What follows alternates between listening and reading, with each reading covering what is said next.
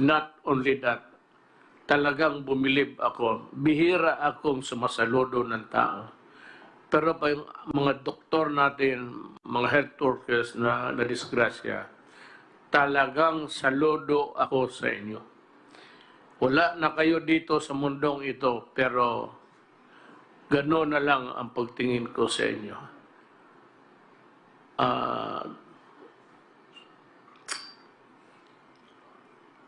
To the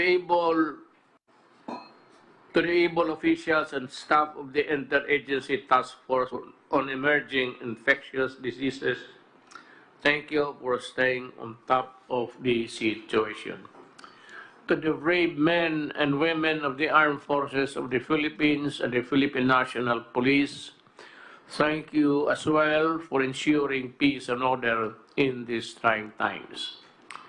I also thank the rest of the frontliners to ensure that the basic services are provided to our people, from those manning various government agencies, groceries, banks, food establishments, and delivery services, among others.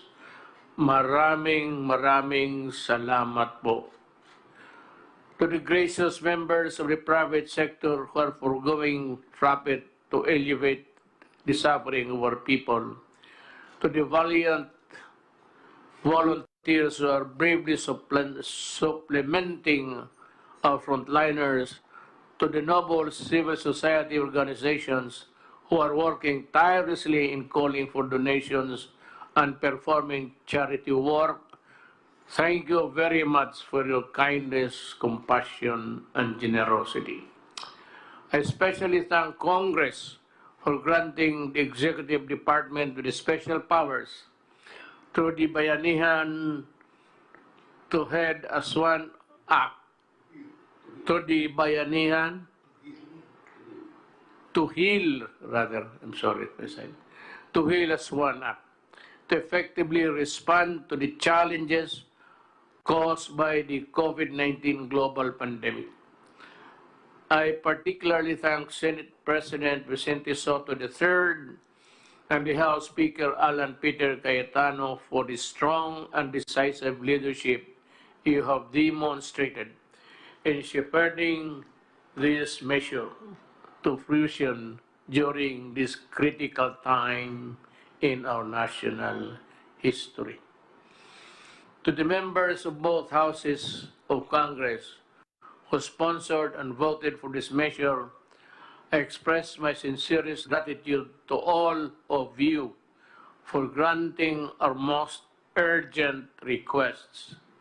Finally, the Executive Department can move, decide, and act freely for the best interest of the Filipino people during this health crisis.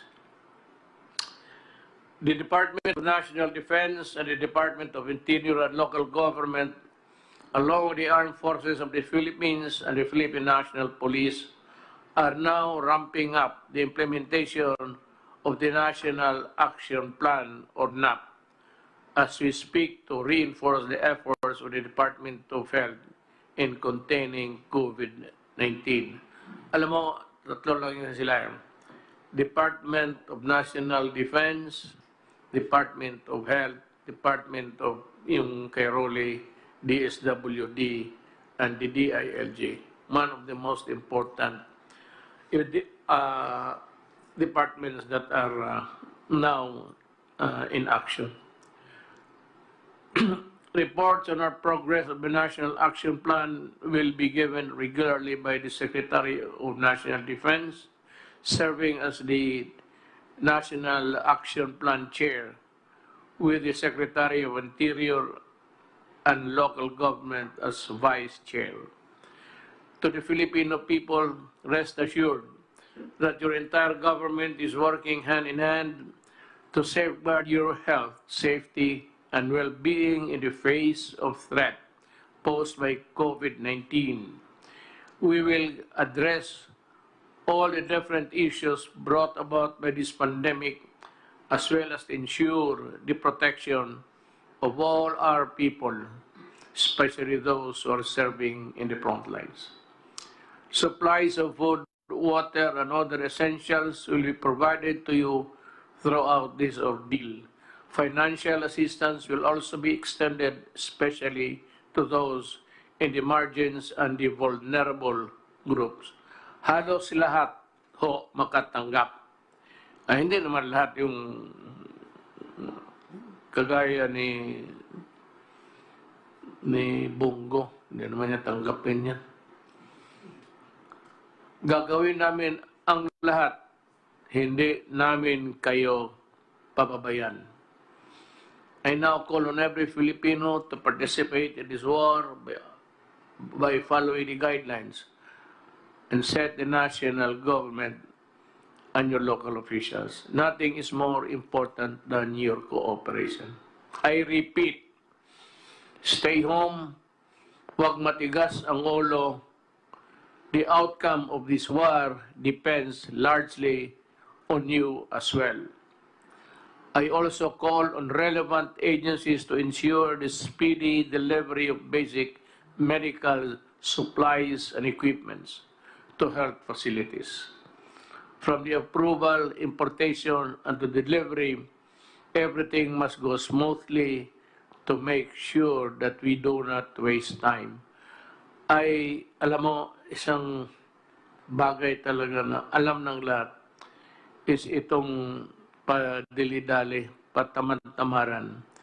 Kailangan pagpasok ng papel, process mo kagad, ilinya mo you line up the tables where the papers should go, one after the other, para madali. Cut red tapes. I do not want red tapes. I do not want so many questions. Pagka sinertify ng isang government employee, I said, do not commit the mistake and we will all be happy and comfortable. Huwag ninyong, kung gusto ninyong magloko, huwag ninyo itong panahon na ito. To my fellow public servants, let us set aside our differences and work in solidarity to overcome this pandemic. We only have one common enemy, and that is COVID-19. Our transparency, integrity, accountability, and responsiveness are needed, and I expect all of you to exercise all these in safeguarding our fellow Filipinos. As President, I assure the public that the government will be on top of this situation at all times. We will not leave anyone behind. Sabay-sabay natin labanan ang COVID-19 para sa kabutihan ng lahat. I ask the entire country for your patience, understanding, and utmost cooperation. With your support, I am confident that we will emerge triumphant. Nothing is more formidable and resilient than the Filipino spirit. Matindi ang kalaban, but we will not surrender. Hindi tayo susuko, tayo ay lalaban. Yes, things will not be easy. And we Filipinos are tough. Mas malakas ang Pilipino sa anumang hamon. Now we all must do what we can and must para sa ating bayan. I look forward to the day that we, the Filipinos, can finally claim victory over this war and emerge as stronger and more united Filipinos and Philippines. Maraming salamat po. Osbo nako, ayaw mo kahadlok. Tagalogin ko, huwag kayong matakot.